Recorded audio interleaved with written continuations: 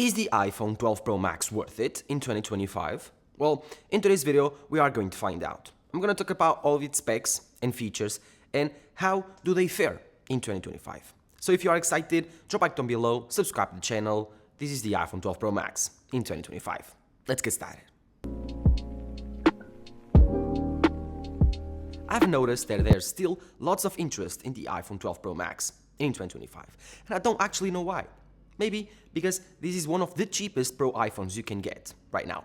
This is around $400 on the used market, and the iPhone 12 Pro Max still has a very modern design. Still has the squared off sides, still has the triple camera system, still has an amazing OLED display, and actually still has a 6.7-inch display. So it's still a very up-to-date iPhone. Although it does not have 120 Hz, the rest of the specs are pretty much okay for most people. So should you get an iPhone 12 Pro Max in 2025? Well, it depends, because the iPhone 12 Pro Max, although it's still a very up-to-date phone, and it looks still very modern, it's currently 5 years old, or at least 4.5. And I might say, for me, it's more than half of its life cycle. So buying an iPhone that is more than half of its life cycle, it's kind of risky.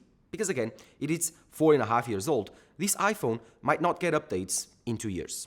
Maybe it could, but maybe it might not. So there's that possibility. And spending $400, $450 on an iPhone that could not get any upgrades in 2 years, should you do it? Well, I don't know, especially if Apple releases the iPhone SE for the same price, new, with the A18 chip, Apple Intelligence and all of that stuff, with a 6.1-inch OLED display. The same notch, the same overall design. The only difference is you only have one lens, but it's much better than this iPhone. So it's a tough question to answer. The iPhone 12 Pro Max has very good specs. And starting off by the display. The display of the iPhone 12 Pro Max is one of its best features. It's 6.7-inch sized, so it's huge and it's beautiful. The OLED display here is still up to date with the modern iPhones. Although it's not as bright, no, it probably has only 1000 nits or 1200 nits of peak brightness. Yes, but being OLED and being very bright, you won't notice the difference. Only outside on very sunny days. And then, being 6.7 inches, oh my god, it's so immersive, so big, and for most people, way more than enough. Another thing that is also very small are the bezels. Currently, if you have an iPhone 16 Pro Max and if you have an iPhone 12 Pro Max, the differences in bezels are noticeable, but only side to side. If you don't have an iPhone 16 Pro Max to compare, then these bezels will seem very small and very thin. One thing that you might notice is the notch. The notch is the first notch that Apple released, and you start to notice its age. Although, I think it's much better than the notch from the iPhone 13 Pro Max. I think this one is less intrusive than the 13 Pro Max. The simple reason being because, although it's a bit longer than the 13 Pro Max, it's a lot less taller. So that means that it occupies less space. I prefer this way. People preferred the 13 Pro Max. I don't know. This one, in my opinion, is better. And although a bit old, it's not outdated. And after a while, you will forget about it. So I don't care. This iPhone's display, still one of the best in the market for the price range that you can get for. $400 is an amazing value. And then you move up for the design, which is the same design as the iPhone 13 Pro Max, 14 Pro Max, and very close to the newest design, the 15 Pro Max and the 16 Pro Max. So the iPhone 12 Pro Max still has the same squared off corners, still has the stainless steel sides, still has the triple camera system with this stove-like design, still has the stainless steel plus matte glass on the back. So the overall construction of this phone is still very premium. And if you gave me this phone to this hand in 2025 and not told me whenever it was released, and I didn't actually know which phone it is, then I would tell you that, oh, it's a very premium phone. Maybe like $600, $700, $800 maybe, considering that it looks a bit older than the newest flagship phones, but I wouldn't be able to tell you that it's $400. Again, this is a very good price for such premium phone. This feels amazing in the hand, feels heavy, feels premium, feels $1,000 like. While other Android phones that cost $400, even phones that are 4 years old, if you hold them in your hand, especially those flagship phones, if you hold them in your hand, they don't feel as premium. You can grab Google Pixels, you can grab Chinese phones, all the same thing. The only phone that I can say that it's 4 years old, and if you grab it, it should be fairly premium, should be the S21 Ultra. From the S21 Ultra forward, so from the Samsung S21 Ultra forward, all of the Samsung phones were really premium in the hand. I think that the S20 was still fairly cheap, but the S21, so the phone next to that, it's 1 year newer than the 12 Pro Max, was not that bad. But it was the same phone, so it was released in 2021, while this one was released in October of 2020. But that phone was the same generation in terms of competition. Although the iPhone 12 Pro Max in the last 4 years and some months that has been released has not failed me once. This phone is really, really good.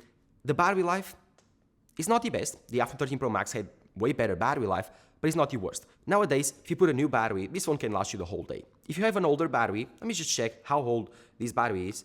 It should be around, my estimation would be 78%, 80 something percent. This phone was really good taken care of, so it should have a good battery health. 88%. 4 years later, 88%. Yeah, this phone had an amazing life. And I think that still, in 2025, with 88%, this should last you the whole day, pretty easily. But if you want to find out, I will have a full day in the live video with this iPhone. So if you are excited, drop a like down below and subscribe to the channel so you don't miss that video. But as far as the battery life, the display, the design, this phone is not the best, especially among other iPhones, but it's still very up to date. One factor you need to consider when buying the iPhone 12 Pro Max in 2025, or if you own an iPhone 12 Pro Max in 2025, is the Lightning port. The Lightning port on this iPhone is probably the biggest deal breaker that you can find here, because the Lightning port is dead. There's no more Lightning products coming out. There's no more Lightning products in the iPhone lineup. No, that is not. Lightning is dead. It's part of the past. I would say it's obsolete. And now we have USB-C, and USB-C is fantastic. USB-C on the iPhone 16 Pro Max, 15 Pro Max has been a god bless, while Lightning it is not. Let me explain. If you own a camera, if you own a computer, if you own an iPad, if you own any type of device that charges via USB, then in 2025 it should be USB-C. Most or all manufacturers use the USB-C standard. So all of the cables that you own that can transfer data and power, they will be able to charge your devices. The same cable for every single device. While with Lightning, you need to carry around this separate cable that is annoying, that can fray really easily, and is not as durable. So I would say that the Lightning port here is a deal breaker for me. But if you don't really care about it, if you own several Lightning cables, if you have older iPhones with Lightning, still you want to upgrade for the iPhone 12 Pro Max, you don't care about USB-C, then in that case, it shouldn't be a deal breaker for you. For me, it isn't. Also because USB-C is much faster transferring footage between the iPhone and the computer. If you want to transfer videos from this amazing camera, which I will talk about later, then it will take a while using Lightning, and using AirDrop is not as reliable. So, yes, USB-C should be a really, really cool thing. But again, this phone came out in 2020, almost 2021, so not having USB-C, I understand it. While the iPhone 14 Pro Max, I don't forgive.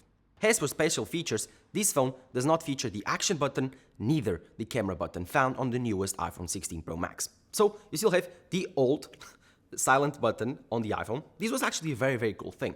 But now with the action button, you can do the same thing, and you have a different haptic, who cares, and you can do lots of things different. You can create shortcuts to put here. I think it's a very, very useful thing to do with the iPhone 16 Pro Max, especially on the action button, and you don't have the camera button, this thing right here. You have it on the iPhone 16 Pro Max, the camera button, and it launches the camera. And in the last, I would say, 4 months that I've been using the iPhone 16 Pro Max, how do I say this? It's a gimmick, most of the time. Whenever I want to use it, to launch quick the camera app, to take photos, it ends up being useful. So I don't mind that it's there. Sometimes it's annoying. I don't mind that it's there. Sometimes it's really, really annoying, but I mean, I'm indifferent. It's like a neutral thing for me. I'm not blaming the iPhone 12 Pro Max, and I'm saying, oh, it does not have the camera button. It should be a deal breaker, upgrade for the newest iPhone. It isn't, because the iPhone 12 Pro Max's camera is still amazing, and not having the camera button, who cares? While the action button, it's kind of different, because if you love complications, if you love shortcuts, then having an action button on your iPhone, and now you can get it with the iPhone 15 Pro Max for cheaper, it's something that is really, really cool. And if you like those things, it's worth having. But if you don't really care, you never even use this button right here, you don't know what it is, then on the 12 Pro Max shouldn't be an issue. The rest of the buttons feel really, really good. Even 4 years later, the overall feeling and durability of this phone hasn't declined one bit. The buttons still feel brand new. The lock button, the volume buttons, the overall stainless steel sides are completely new still. Not that much scratches, some fingerprints, some dirt, but not that much scratches. The back glass is still brand new, never broken this display. The front glass still has the same screen protector since day one, so no issues there. So the overall durability of this phone is still 100%. This is an amazing, amazing phone, super premium, no issues with durability, even with the battery life, still at 88% 4 years later. So, amazing durability for such a premium iPhone.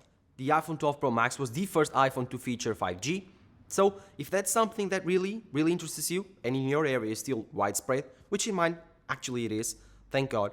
If you think that 5G is something that is really important, well, don't be afraid. Buying an older iPhone like the iPhone 12 Pro Max shouldn't be an issue because this was the first iPhone to have 5G.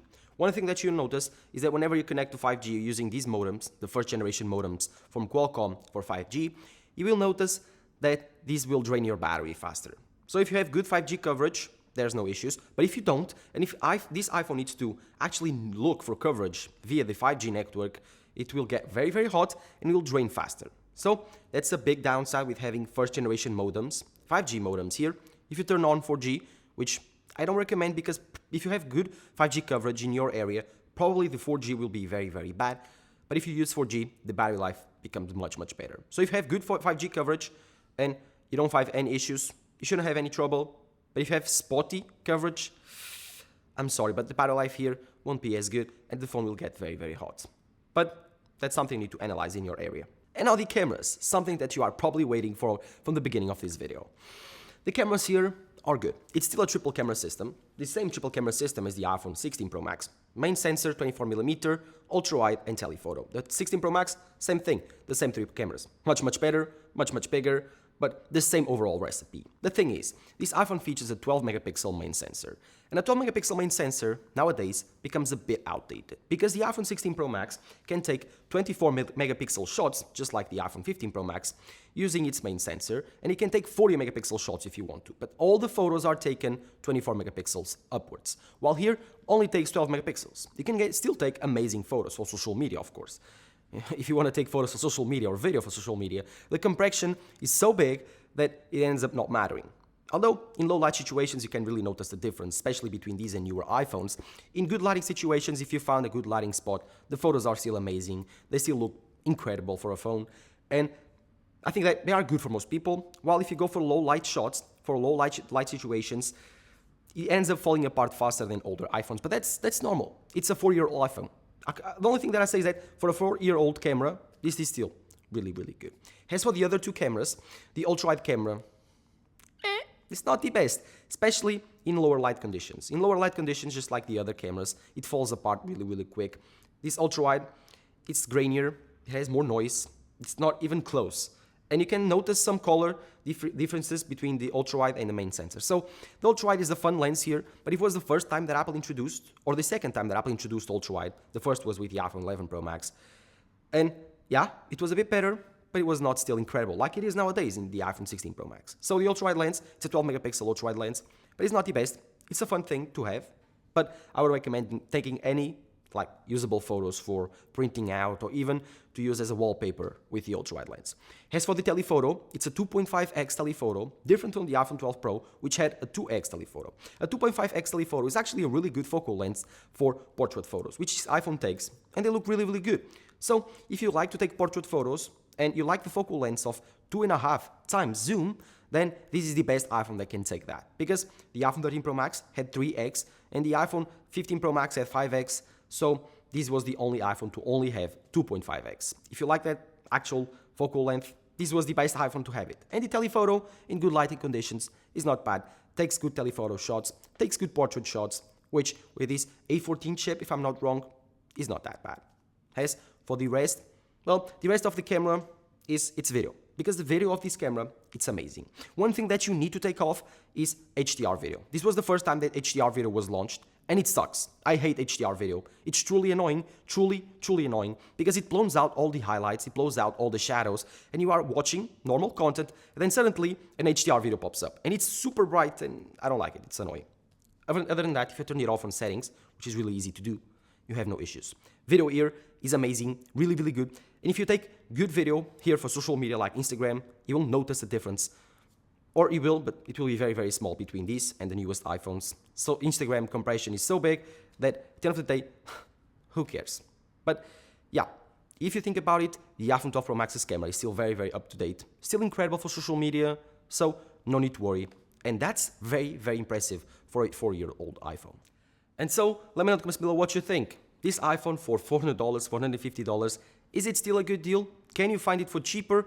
I'm saying $400 because, yeah, you can find it for cheaper on the used market, but a good condition one with not being scratched up, not being completely broken, and having a good battery should be around $400 on the used market. $350 maybe.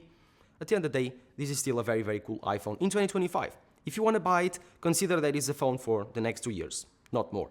And especially buy one with a good battery health. Yes, buying a 4-year-old iPhone, especially one that has a 4-year-old battery, is kind of risky, so try to find one refurbished or used but with good battery health. Other than that, the iPhone 12 Pro Max is not a bad option in 2025. There are some better ones. But let me know in the comments below what you think.